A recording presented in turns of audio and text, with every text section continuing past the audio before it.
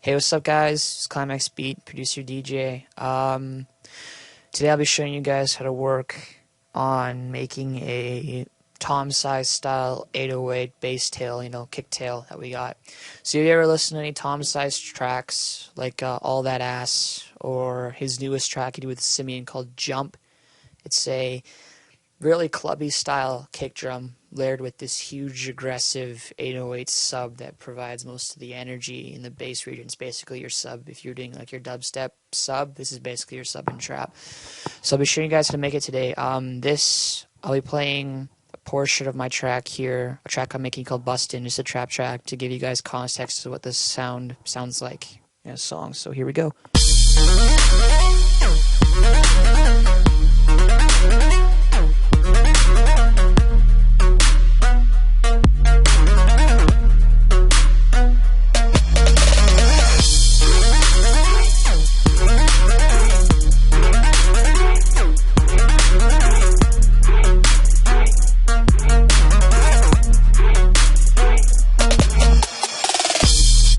Alright, so I'm going to solo out the drums and the kick tail to show you guys what it sounds like just by themselves.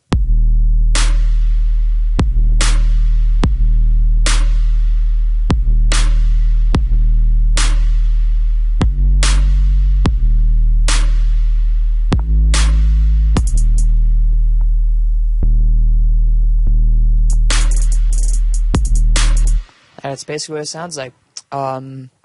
So we're working on this part first. So this is a massive patch we're working in. So first things first, go File, New Sound. You're gonna go to your wavetable. You're gonna click Sine Triangle. Pull the wavetable position all the way to sine. Move your pitch down to 2 octaves down, 24 semitones down. And now, the most important part of this sound, to get the long boom and then the kind of the quiet tail coming down, the long kind of like echoey feel, is we're going to be working with our amp envelope. That's where the biggest thing comes from.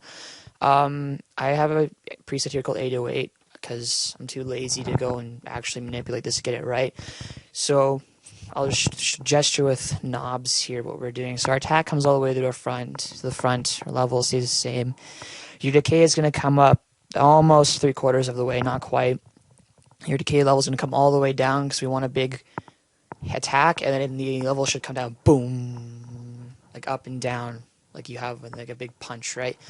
And then your release is going to come up just almost, I'd say, a third of the way around, close to a third of the way around, so we'll work with that. Yeah, that's about it for the envelope. So if you press this on your keyboard right now, you can try it out. If you're listening to this through like laptop speakers or crappy speakers, I recommend you guys plug in some headphones or something that has good bass response, because you're not going to hear anything if I start pressing these keyboards. Here we go. There you go. You got old school 808 kick right there. Boom, boom, boom. That's how 808 kicks were made back in the days, when people still use drum machines, and they still do, but I mean, we can recreate that here.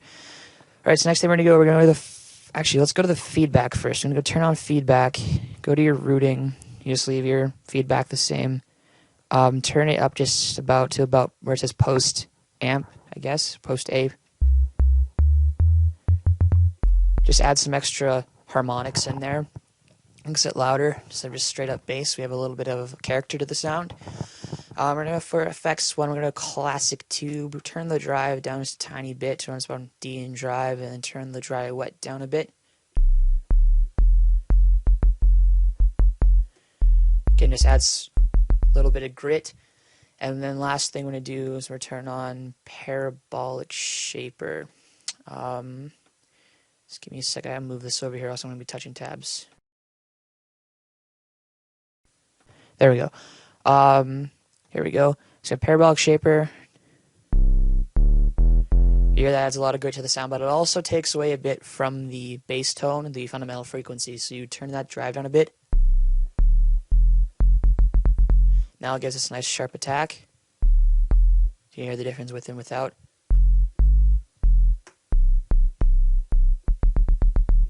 So you have that You can fiddle around with these knobs to taste, really. This is just kind of a general way to do it. It's probably not quite the same I did in this actual song. Really, you can just tweak these parameters as much as you want and work with it, get your own kind of sound out of it. Oh, one more thing. You're going to do your cue. You're going to turn your high shelf down just a little bit and turn up your low shelf a bit too. So you really bring out that fundamental frequency of the bass tone.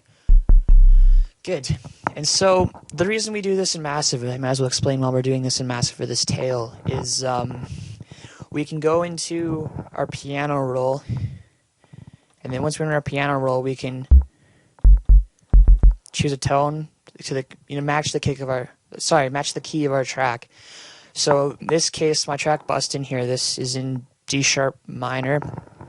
So I can have a kick pattern, a bass pattern playing the actual notes. I have a D sharp, F sharp, D sharp, G sharp, and playing key. And so I don't have to sit around like sampling 808 kicks, trying to find what tuning they are, what frequency they are, and like sampling and pitching. It's just hard. It's annoying. This is just a way easier way to do it. So this doesn't sound as strong as it did in the track, as you can see here, this patch. So I'm just going to actually copy over to the MIDI that I have here from the first pattern. I'll just shut off this old one. And I'm going to paste, and I'm going to listen to what this sounds like. We're going to listen to what it sounds like so far.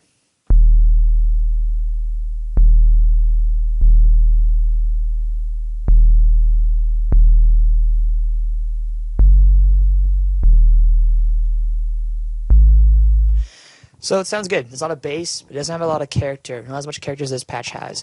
The secret to this is a compressor. To make these kicks huge, you have to overcompress the shit out of them in order to it's basically not overcompress, just compress the shit out of them. You're going to have a huge amount of compression on it. So my secret to overcompressing the shit out of this kick is to not use Soundgoodizer, Jesus. So open up Supercharger. Back in the good old days, this was, I think, one of the free Christmas gifts that Native Instruments was giving out. So I think you have to pay for it now. I think it's $50 on the store. I can't remember quite, but you're going to be using this. This is the go-to compressor I use for compressing the shit out of my 808s. So what we're going to do is we're going to go to our patch. You're just going to go to bass. That's what I did. I'm going to play back the pattern and work with the compression ratio here. Change that input so we get that green light. If it's too loud or too quiet, there we go. That's the sweet spot. Very nice. Now, I love Supercharger for one main reason. That's because we have this dirt button. Listen to the difference between when I play this with and without the dirt.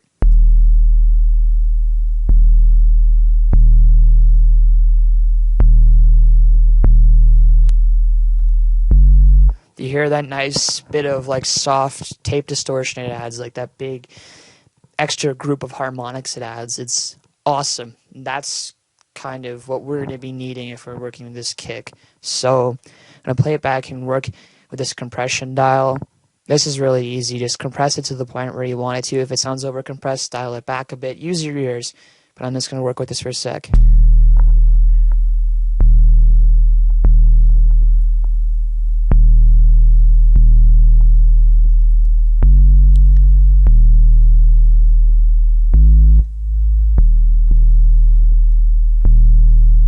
Yeah, so there you go. Just adjust that to taste. You got yourself a really nice tail.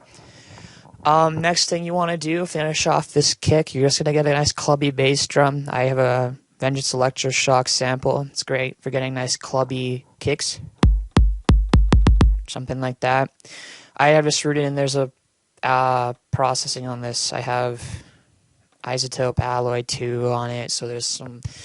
It's not just the raw sample. It has some EQing, compression, and other things on it. So we're going to match wherever these... Right. Nope. What am I doing? Actually, just don't do this a pattern. Just what you can do is just you're going to have a kick pattern that matches up with your bass line, whatever the attacks are. And so as you can hear in the original, where did I go? It's not there. There is where my subs are. So if we turn this back on and we just listen to where we are here, I'll solo these out again, you can hear what we're doing.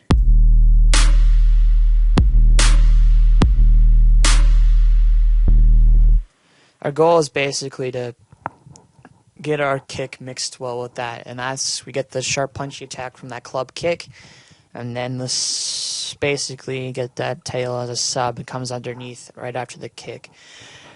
So in order to get that attack, in order to get that that good mix between the two, you're going to want to do some side chaining between your kick and your tail. So here I have my sub, I have my tail here, my example tail matched up to my sub, and I have my kick going through bus to a kick channel. What I'm doing is I'm taking a kick and I'm just I'm side chaining to the sub to my tail, so it looks a bit like this. This is what my settings are. So what I'm doing is that my release time pretty short, like around 70-some seconds, where I usually put it. You want a full ratio, always, and then just bring your threshold down, look at the graph, see how much you're carving out of it, and use your ears, see how much you're taking out, like if you're over compressing, like that over there I did earlier was over compressed, it ducked it too much, and your tail came up too late. So, and if you under compressing, your kick and that tail aren't matching very well. So find a nice balance between the two, and you should be good to go.